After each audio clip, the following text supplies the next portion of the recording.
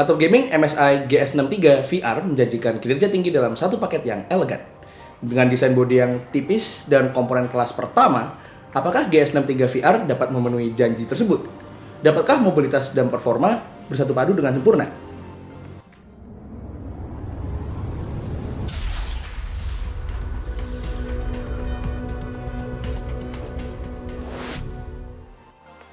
Bicara laptop gaming, tentu tidak bisa lepas dari styling yang digunakan. Dan jujur saja, saat kotak berkesan Lux yang melindungi laptop ini dibuka, kami langsung terpana. Nggak langsung sih, karena ada sleeve yang masih membungkus si GS63 VR ini. Nah, saat sleeve tersebut dibuka, barulah kerennya laptop ini terlihat. Wow! Profil bodi yang tipis akan membenarkan titel stealth yang diberikan oleh MSI. Mungkin tipis tidaknya laptop adalah hal yang relatif. Namun, mengingat bahwa GS63 VR adalah laptop gaming, poin tersebut kiranya layak untuk dibahas lebih lanjut. Di spesifikasinya, GS63 VR memiliki ketebalan sebesar 17,7 mm. Lebih tipis 0,3 mm dibandingkan misalnya MacBook Pro. Dibuat dengan material magnesium lithium alloy, membuat laptop ini memiliki berat hanya 1,89 kg. Ditambah charger sebesar 200 gram, maka saat dibawa berjalan-jalan atau ngantor, total beratnya hanya 2,1 kg saja. Pernak-pernik estetik yang ada di laptop ini tidak terlihat terlalu mencolok. Selain aksen merah yang ada di belakang bodi dan logo gaming series yang menyala di lid, hampir tidak ada tambahan lainnya. Mungkin MSI ingin memasarkan GS63 VR untuk para profesional yang hobi nge-game, namun masih memerlukan laptop yang cocok untuk dibawa kerja. Bicara soal nge-game, GS63 VR dilengkapi dengan spek yang sama persis dengan GE72 VR. Prosesor Intel Core i7 6700HQ dan GPU NVIDIA GeForce GTX 1060 6GB, RAM sebesar 16GB dual channel, dan untuk storage masih dilengkapi dengan sebuah NVMe M.2 SSD berkapasitas 256GB dan HDD biasa berkapasitas 1TB.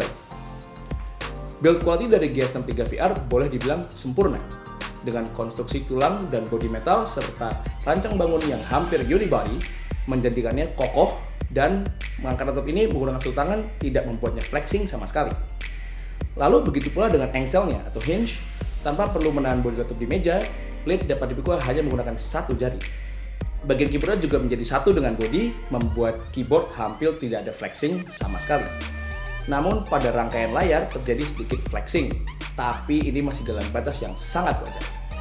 Secara keseluruhan, desain dan kualitas dari GS63 VR ini mengesankan. Berbeda jauh dengan saudara kandungnya yang kami tes beberapa waktu lalu, yaitu GE72 VR. Segudang port I/O disediakan oleh MSI yang dibagi di sisi kanan dan sisi kiri. Di sisi kanan terdapat tombol power, port USB 2.0, port HDMI 2.0, colokan AC adapter, serta mini DisplayPort. Ada kejutan menyenangkan saat kami melihat port USB 3.1 Type-C yang ternyata kompatibel dengan protokol Thunderbolt. Adanya Thunderbolt memungkinkan penggunaan berbagai perangkat, mulai dari layar, hard disk eksternal, hingga solusi GPU eksternal seperti Razer Core. Ini tentu menarik, karena pengguna dapat mengupgrade GPU dengan solusi eksternal jika GPU bawaan dirasa sudah cukup ketinggalan zaman. Di sisi kiri terdapat Gigabit Ethernet, SD card reader, 3 buah port USB 3.0, jack output headphone, dan input mic. Lalu speaker pada laptop ini terletak pada bagian depan. Suara dari speaker ini cukup baik. Suara yang dihasilkan sangat terbantu dengan DSP bawaan MSI yaitu Nahimic. Berbicara mengenai audio, MSI menyematkan DAC yang cukup spesial yaitu ASS Saber. DAC atau Digital to Analog Converter ini berfungsi layaknya sebuah sound card eksternal. Klaim MSI, DAC ini mampu mengoutput signal audio dengan sangat bersih hingga 122 SNR. Ketika kami coba gunakan headphone berimpedans tinggi maupun earphone berimpedans kecil, kualitas audio dapat direproduksi dengan baik. Ini ditandai dengan tidak adanya noise floor atau suara hiss yang dapat terdengar. Namun sayangnya fitur ini hanya bisa digunakan jika kita menggunakan headphone. Menu untuk menggunakan DAC ini hanya muncul kalau 3,5 mm jack-nya tercolok. Implementasi yang setengah matang menurut gue.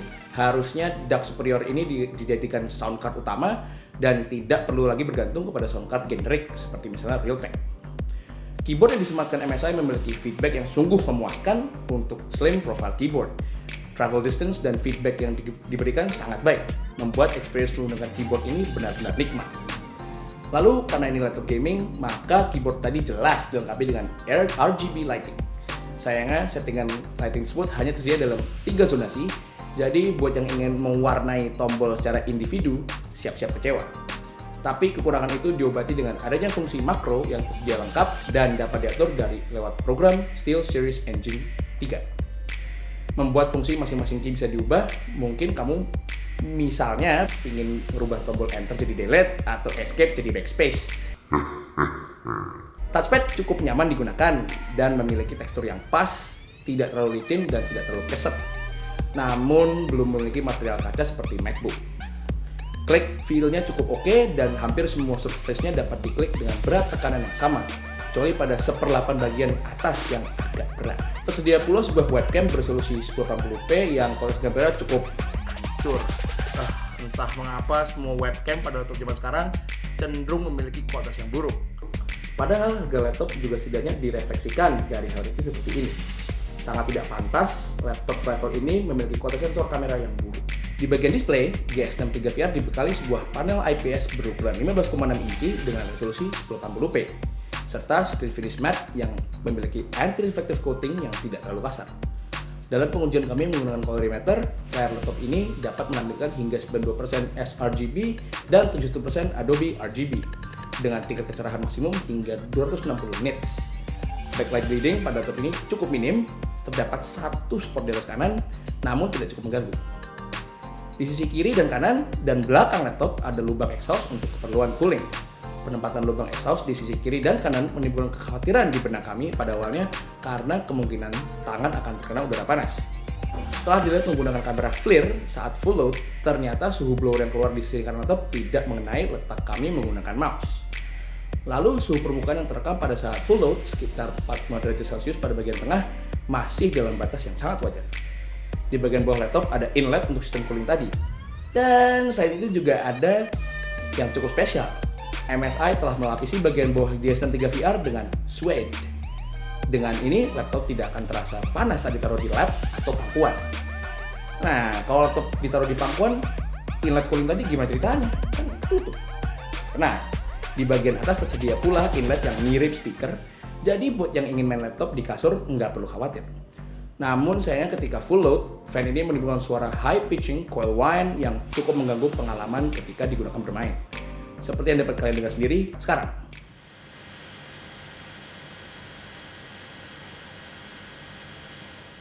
Kami sarankan untuk menggunakan headphone atau earphone jika kamu sedang gaming.